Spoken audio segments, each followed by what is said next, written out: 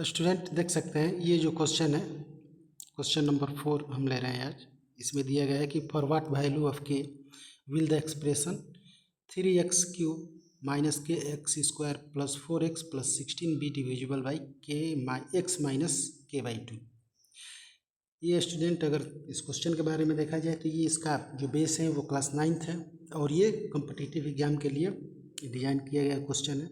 जैसे कि देख सकते हैं आप, ये CDS 2007 में पूछा गया क्वेश्चन है।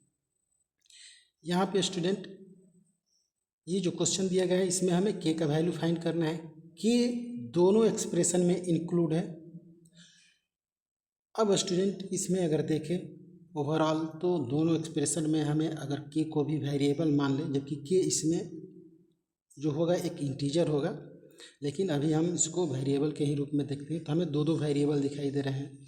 यहाँ पे स्टूडेंट हम रिमाइंडर थ्योरम को अप्लाई करेंगे और यहाँ से हम सबसे पहले इसमें हम x का वैल्यू gx से निकाल कर px में पुट करेंगे। कहने का मतलब है जो फर्स्ट वाला एक्सप्रेशन है इसको हम px मान लेते हैं। जैसे कि ये हो गया आपका px इक्वल, इसमें दिया है 3x³ minus K X square plus 4x और प्लस का 16।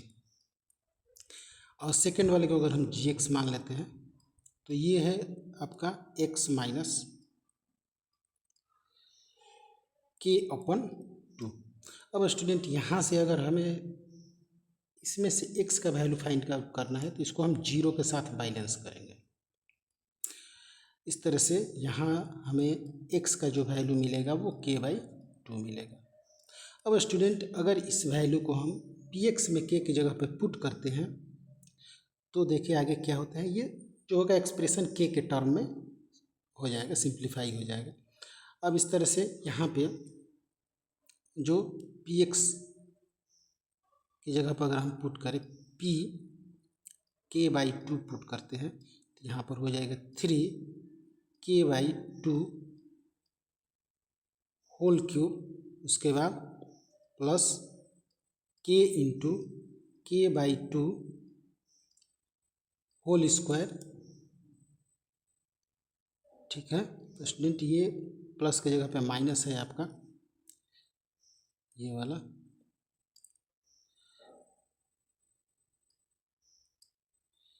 तो यहाँ पे आपका माइनस हो जाएगा।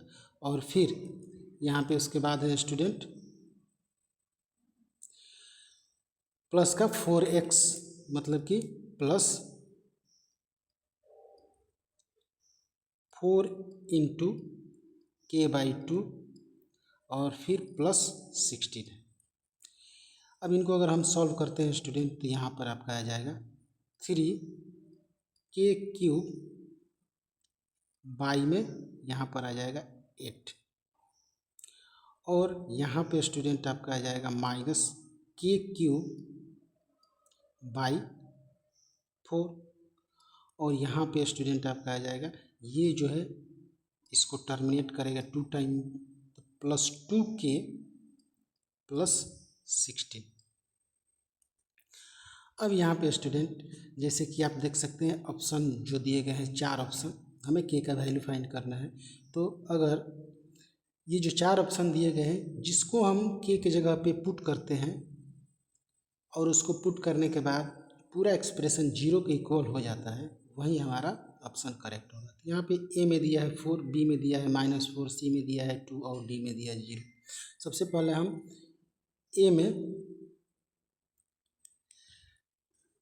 ए को लेते हैं, ए वाले ऑप्शन को। तो ए नंबर में अगर हम देखें तो यहाँ पे इसको अगर हम पुट करते हैं के की जगह पे तो 3 इंटू 4³ बाई 8 माइनस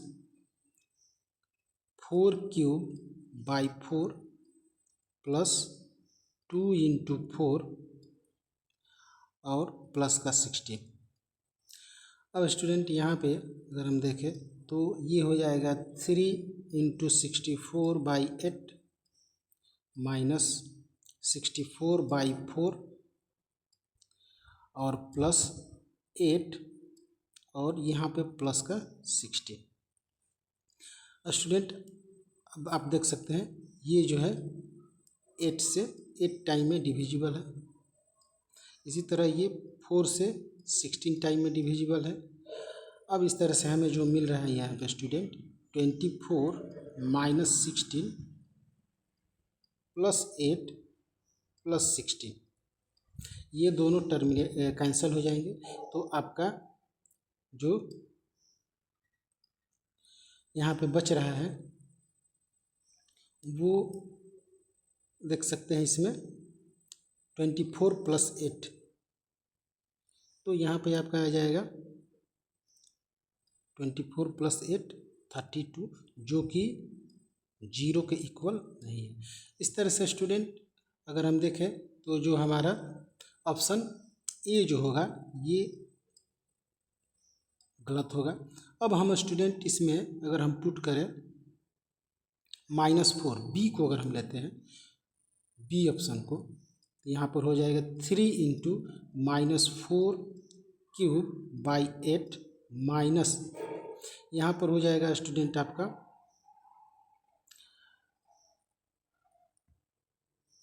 इसमें जो आया है आपका value -4 cube by 4 -4 cube by 4, फिर प्लस यहाँ पे आपका हो जाएगा 2 इंटू -4 और प्लस 16, 2 इंटू माइनस का 4 प्लस में 16।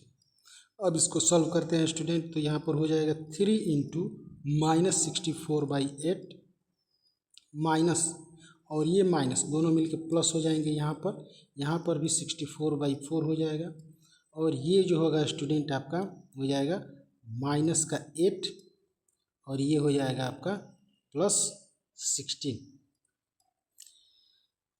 अब यहाँ पे स्टूडेंट अगर आप देखें तो ये भी जो होगा ये माइनस होगा, क्योंकि इसमें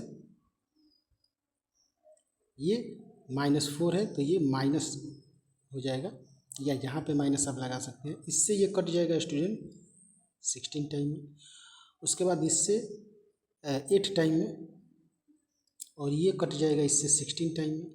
अब यहाँ पे हमें जो मिल रहा है स्टूडेंट ये आपका माइनस का 24 यहाँ पे, और ये +16 -8 और +16, -8 और -24 जो होंगे माइनस के 32 हो जाएंगे, और 16 +16 ये प्लस के 32 हो जाएंगे।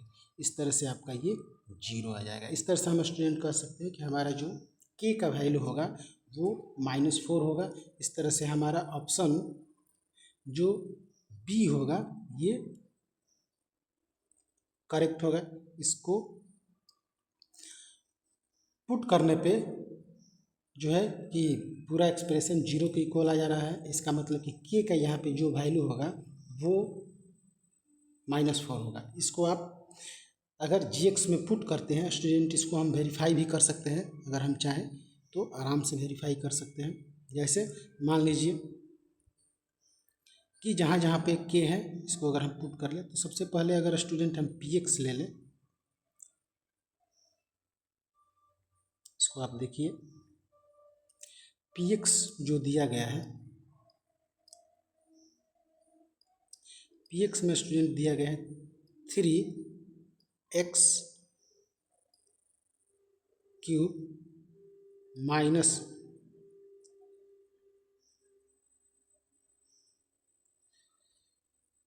का kx square plus 4x plus 16 minus का kx square plus 2x plus 16। इसमें अगर स्टूडेंट जहाँ जहाँ k है अगर वहाँ पे हम 4 पुट करते हैं तो यहाँ पर हो जाएगा 3x स्क्वायर माइनस k का वैल्यू -4 x स्क्वायर, और यहाँ पर हो जाएगा +2 इंटू -4 प्लस 16। इस तरह से यहाँ पे आ जाएगा आपका 3x³ ये प्लस 4x², यहाँ पर स्टूडेंट हो जाएगा माइनस का 8 और प्लस का 16। फिर इसको अगर सिंप्लीफाई करते हैं तो यहाँ पर हमें मिल जाएगा 3x³ प्लस 4x² और प्लस 8x।